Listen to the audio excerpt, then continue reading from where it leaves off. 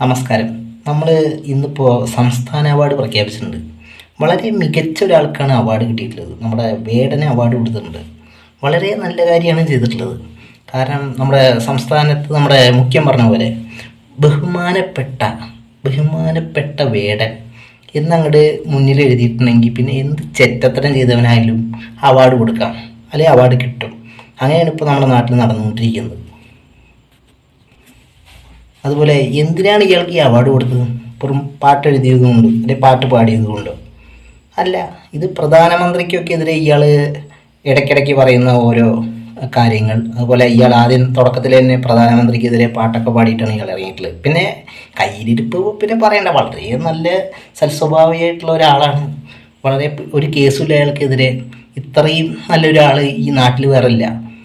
കേസെടുത്തിട്ടുള്ള കാര്യം കൊണ്ടാണെങ്കിൽ 4-5 കേസുകളുള്ള ഒരാളാണ് ഇയാൾ. പീഡന കേസുണ്ട്, ലഹരി കേസുണ്ട്. അപ്പോൾ ഇതുപോലത്തെയൊക്കെയുള്ള ഒരാൾക്ക് ഈ അവാർഡ് കൊടുക്കുമ്പോൾ ഈ അവാർഡ് ജൂറി ഉള്ള ആൾക്കാർ എന്ത് ഒരു മെസ്സേജാണ് ഈ നാട്ടുകാർക്ക് കൊടുക്കുന്നത്? നിങ്ങൾക്കറിയാം എത്രയോ കേസുകളുണ്ട് ഇയാൾക്കെതിരെ. നമ്മുടെ സംസ്കാരമില്ലാത്ത വകുപ്പ് മന്ത്രി സജി ചെറിയാനൻ എന്തോ പറയാനുണ്ടെന്ന് കേട്ടിട്ട് വരാം.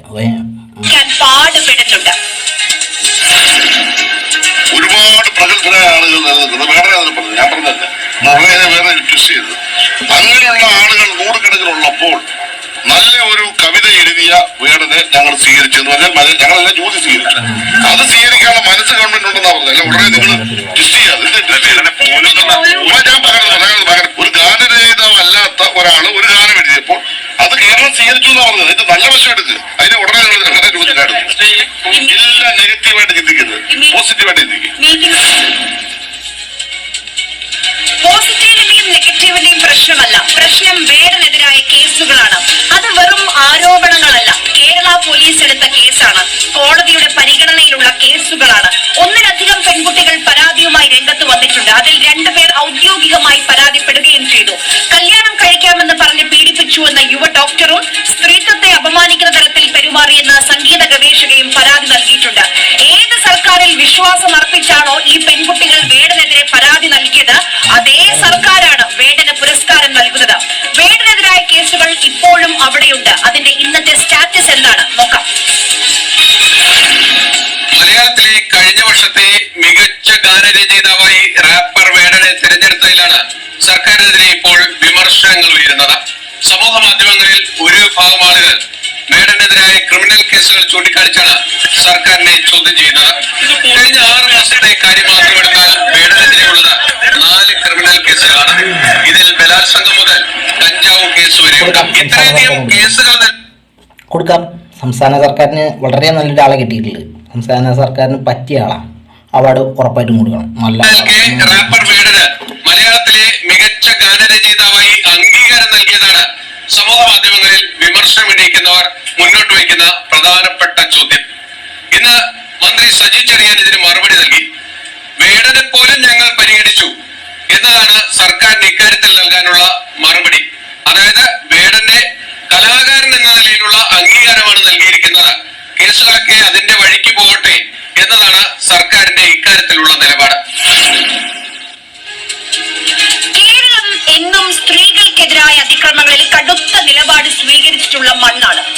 അതെ, ആ നിലപാടിന്റെ ഭാഗമായിട്ടാണ് ഇപ്പോൾ നമ്മുടെ വേടന് അവാർഡൊക്കെ കൊടുത്തിട്ടുള്ളത്. നല്ലതാ, നല്ല അവാർഡ്, നല്ല അവാർഡുകാരും നല്ല ആൾക്കാരെ കൊടുത്തിട്ടുള്ളത്. പറ്റിയത്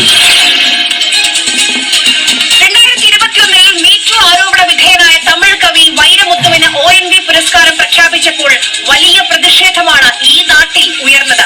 വനിതാ സംഘടനകൾ അന്ന് രംഗത്ത് വന്നു. മലയാളിയുടെ ഭാവനയെയും വിപ്ലവ സങ്കല്പങ്ങളെയും സ്വാധീനിച്ച OMBയുടെ പേരിലുള്ള പുരസ്കാരം 17 സ്ത്രീകൾ ആരോപണം ഉന്നയിച്ച വൈരമുത്തുവിന് കൊടുക്കണോ എന്ന് ചോദിച്ചത് മലയാള സിനിമയിലെ സ്ത്രീകളുടെ കൂട്ടായ്മയായ വിമൻ ഇൻ കളക്റ്റീവ് ആണ്. ഇന്ന് വേടൻ അവാർഡ് കൊടുക്കുമ്പോൾ ഒന്നും പറയാനില്ലേ? ഒന്നും പറയല്ല. കാരണം അത് സംസ്ഥാന സർക്കാർ നേരിട്ട് കൊടുക്കുന്ന, സംസ്ഥാന സർക്കാരിന് വളരെ വേണ്ടപ്പെട്ട ഒരാളാണ് നമ്മുടെ വേടൻ. അതുകൊണ്ടാണ് ഇത്രയും കേസുണ്ടായിട്ട് ലുക്കൗട്ട് നോട്ടീസൊക്കെ ഇട്ടിട്ട് പോലും ഇവനെ നമ്മുടെ കേരള പോലീസുകാർ പോയി തൊട്ടാഞ്ഞത്.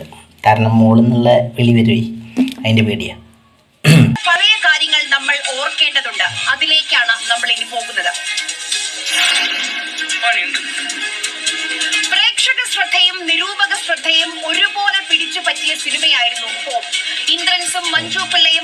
അവാർഡും ഉറപ്പിച്ചതായിരുന്നു. ആ സമയത്താണ് സിനിമയുടെ നിർമ്മാതാവും നടനുമായ വിജയ് ബാബുവിനെതിരെ ലൈംഗികാരോപണം ഉയർന്നത്. അതുകൊണ്ട് മാത്രം ആ സിനിമ അവാർഡിന് പരിഗണിക്കപ്പെട പോലും ചെയ്തില്ല. അന്ന് ഇന്ദ്രൻസ് ചോദിച്ചൊരു ചോദ്യമുണ്ട്, കുറ്റം ചെയ്തവരെ ശിക്ഷിച്ചാൽ പോരെ എന്ന്. അങ്ങനെ പറഞ്ഞില്ലെങ്കിൽ പോലും ചിലപ്പോൾ പറയാൻ കാരണമാക്കി അത് ആയുധമാക്കി വെച്ചിട്ടുണ്ടാവാം. അങ്ങനെയാണെങ്കിൽ തന്നെ നമ്മള് കുടുംബത്തിൽ തന്നെ ആരെങ്കിലും ഒരു കുറ്റം ചെയ്താൽ കുടുംബക്കാരെല്ലാരും പിടിച്ചോണ്ട് പോകും. കണ്ടവരൊക്കെ ആണ് ഈ വിഷമം പറയുന്നത്.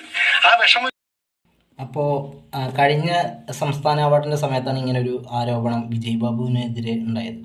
അപ്പോൾ അതുകൊണ്ടാണ് ഇവർക്ക് ഹോം എന്ന് പറയുന്ന സിനിമയ്ക്ക് അവാർഡ് കിട്ടാതിരുന്നത്. അപ്പോൾ അന്ന് ഇങ്ങനെയൊക്കെ നല്ല കാര്യങ്ങൾ, അതുപോലെ പീഡന കേസിൽ പെട്ട ആൾക്കാരുടെ സിനിമകളോ ഇതൊന്നും കൊണ്ടുവരില്ല, അല്ലെങ്കിൽ ഇവർക്കൊന്നും അവാർഡ് കിട്ടില്ല എന്ന് പറഞ്ഞ സംസ്ഥാന സർക്കാരാണ് ഇന്ന് വേടന്, അത് ഇനിയിപ്പോൾ കേസിൻ്റെ എണ്ണം കൂടിയത് കൊണ്ടായിരിക്കും, അല്ലെങ്കിൽ നമ്മുടെ സംസ്ഥാന സർക്കാരിന് വേണ്ടപ്പെട്ട ഒരാളായതുകൊണ്ടുമാണ് ഈ വേടന് ഇതുപോലത്തെ അവാർഡ് കൊടുത്തിട്ടുള്ളത് ഇത്തവണ. ഇതിനെ പറ്റിയിട്ട് നിങ്ങൾക്ക് എന്താണ് പറയാനുള്ളത്? ഇങ്ങനെയുള്ള ഒരാൾക്കാണോ കൊടുക്കേണ്ടത്? എന്തിനായാലും ഇതുപോലെ ഒരുപാട് പീഡന കേസുകളുണ്ട്. ഇപ്പോൾ കഞ്ചാവ് കേസുണ്ട്. ഇയാൾക്ക് കൊടുക്കാൻ പറ്റിയത് തന്നെയാണ് സംസ്ഥാന അവാർഡ്. കാരണം ഇങ്ങനത്തെ ആൾക്കാരെ വളർത്തിക്കൊണ്ടുവരേണ്ടത് സംസ്ഥാന സർക്കാരിൻ്റെയും കൂടി ഒരു ആവശ്യമാണല്ലോ. എന്താണ് നിങ്ങളുടെ അഭിപ്രായം?